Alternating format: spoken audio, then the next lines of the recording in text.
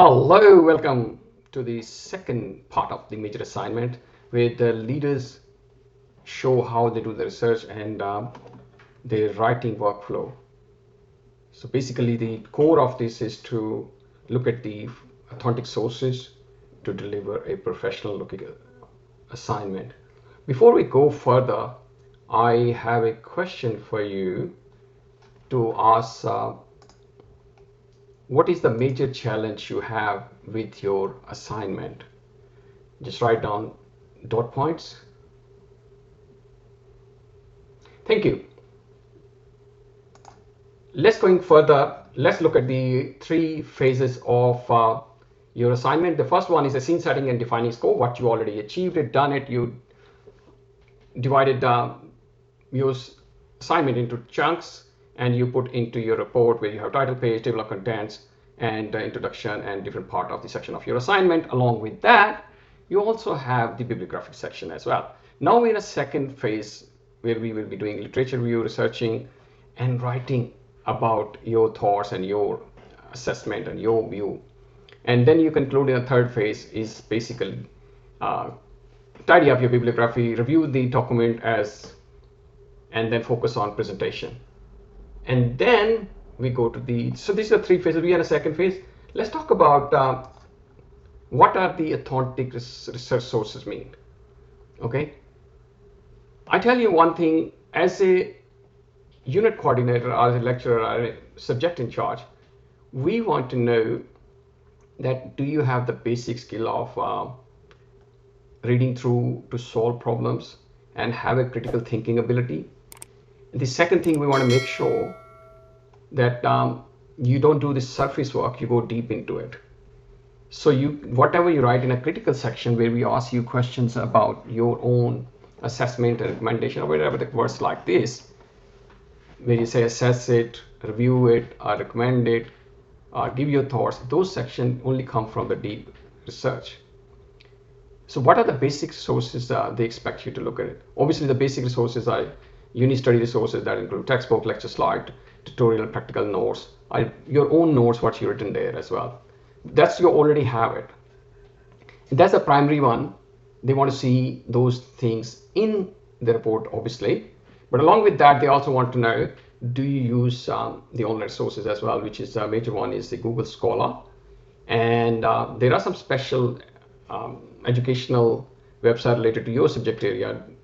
Medical people have different, engineering people have different, computer people have different, and other ones have different as well. So you know those websites and journals and other one.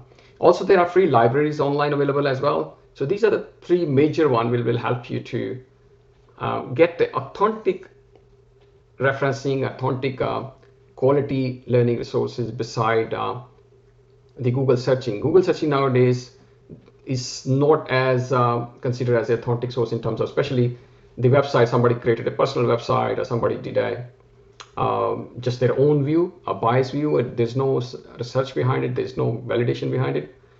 One thing I want to do, if you are in a degree where your research is very top priority and you want to make sure your research is on top, whatever you're writing is the kind of cutting edge of your research.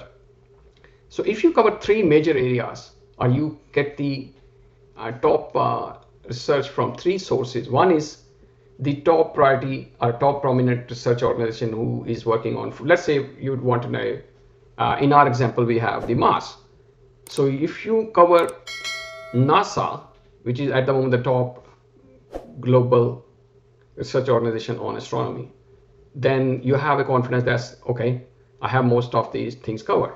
Similarly, within NASA or any other part of the world, if you know top one or two researchers, then whatever they say, there is nothing beyond at the moment because they're leader in global leader. So same thing with the journal. If you find 3-4 journal and then you go for see which one is on the top in the astronomy, then once you cover these areas, three areas, then whatever you're going to write and go above, a little bit above, then your research is genuine, authentic, and have a confidence that whatever I'm writing is nothing beyond in the world at the moment. So that's quite a confidence you will get. So that's a very important. Now we talk about Google Scholar because many might already used it, but I just want to do a touch base on it. what's the benefit of using Google Scholar? It's a specialized website for students, which are the three benefits beside many other. It helps you to prepare factor question to enhance your learning outcomes.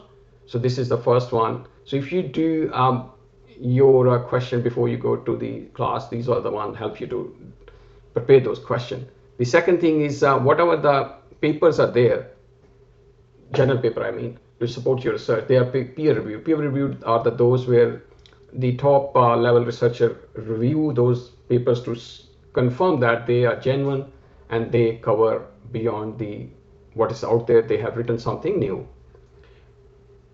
So that's the stamp from when we say peer reviewed.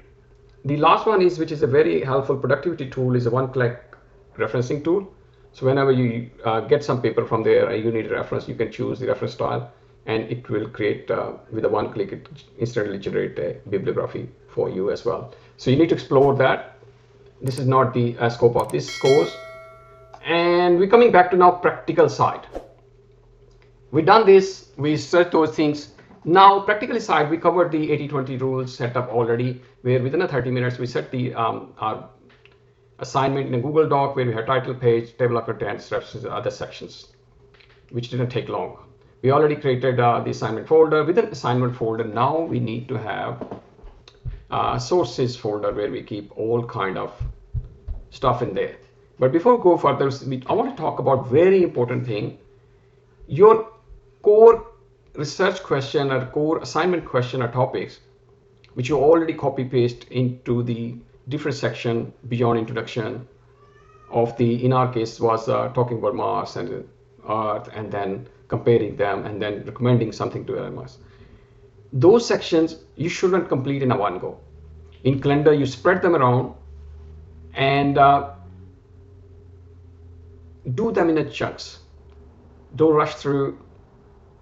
Give 15 minutes to 30-minute time to, once you've done obviously your search, to review and reflect on those questions, think as well, discuss with somebody. So you get some new ideas which will create a genuine new work done by you, rather than as a dragger you come to the last night and try to vomit the information you take from your friend or internet and then you regret later.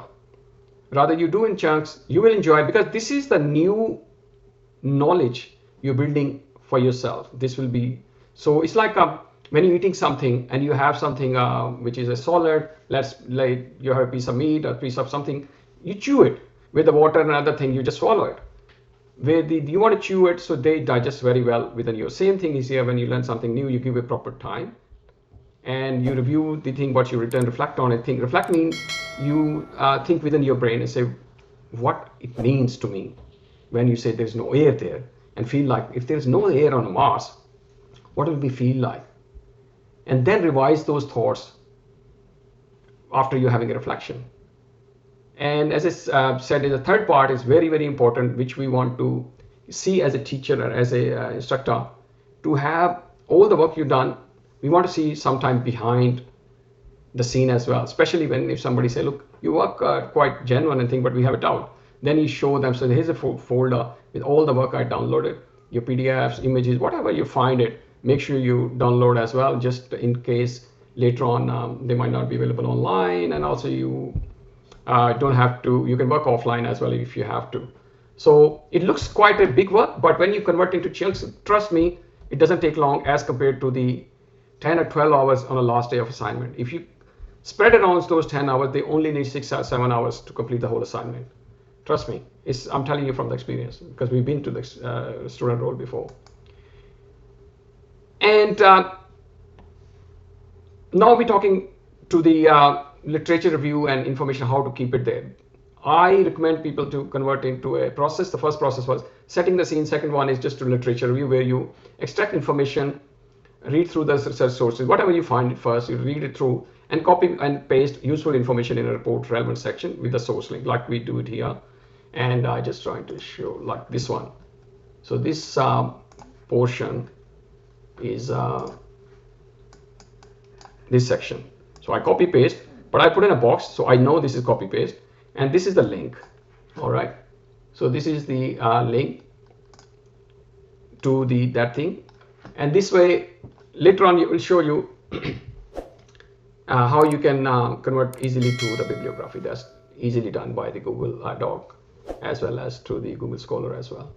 All right, so that's about, so you need to keep doing these things, complete your work. When you say 80%, your whole section has what you need to have those chunks before you start writing in your own language. You rearrange those things. So every section will have boxes like this. All right, and then I only show you one example of what obviously your report have multiple sections. And in this particular assignment, we are not concerned too much about quality of the information. We are more interested in to see your process. We want to see a process, not the actual report is not too much I'm concerned. But I want to see the process I can see through. I'll show you as well.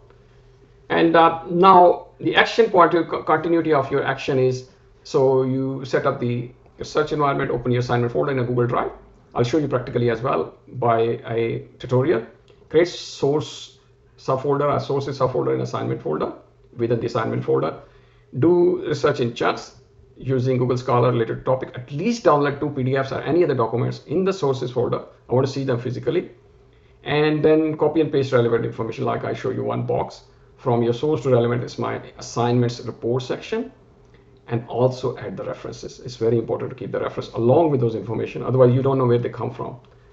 So that's about it, and looking forward to show you the next one, and that will be the end of it. So I hope you enjoy it, and we will be seeing this.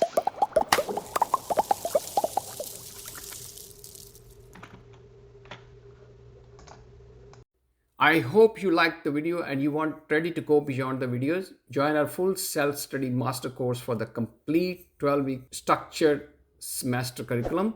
Unlock the professional templates, charters, and checklists you need to lead your uni studies. Click the link in the description for exclusive discount code and start your uni study successfully.